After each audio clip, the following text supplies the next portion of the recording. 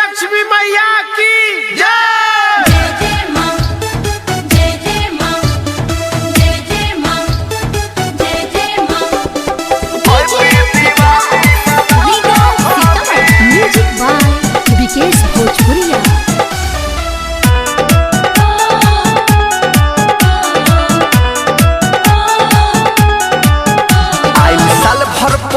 शुभ दिन हो काहे कइले बाड़ू मनवा मलिन हो ए धरी अतन हंसला हो।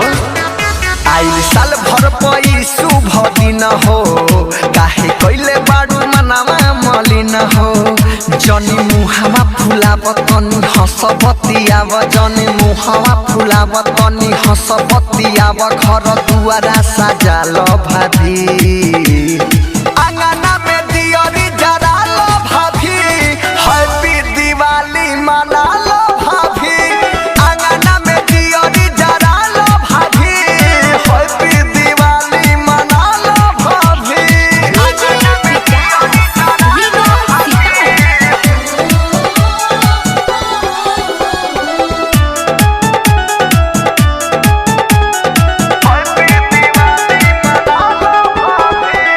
बरदिन पया बिलाय अवसर खुशी के भौजी छमक जनी ऐसे रुसी के करुआ तेल धके दिया ना जलाब जन खिसिया भौजी घर में घुसी के अरे बाहर निकला ना भौजी।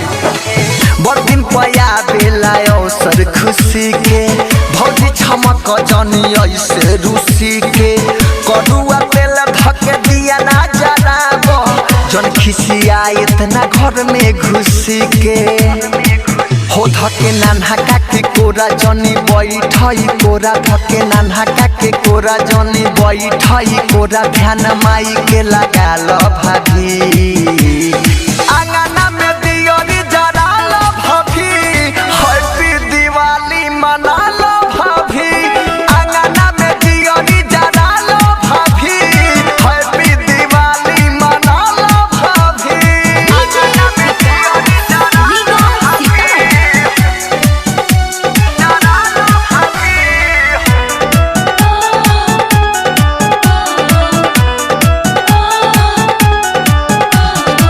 अजय चंदेश्वरी राइटर सुरेश हो कहता बात भोजपुरिया विकेश हो लक्ष्मी माई के कल पूजाई दुखी दलिदर सारा मिट्टी कलेश हो।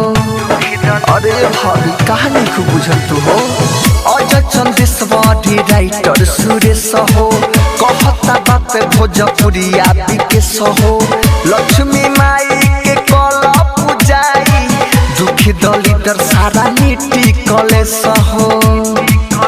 सब दूर होई दासा जब चढ़ई बुबातासा सब दूर होई दासा जब चढ़ई बुबातासा हाजरी माइलन लगा लो भाभी आंगना में दियरी जरा लो भाभी हैप्पी दिवाली मना लो भाभी आंगना में दियरी जरा लो भाभी हैप्पी दिवाली मना लो भाभी। आइल साल भर पई शुभ दिन हो काहे कइले बाड़ू मनवा मलिन हो। जनी मुहावा फुलाव तनी हंसबतियाव जनी मुहावा फुलाव तनी हंसबतियाव घर दुआरा सजाल भाभी।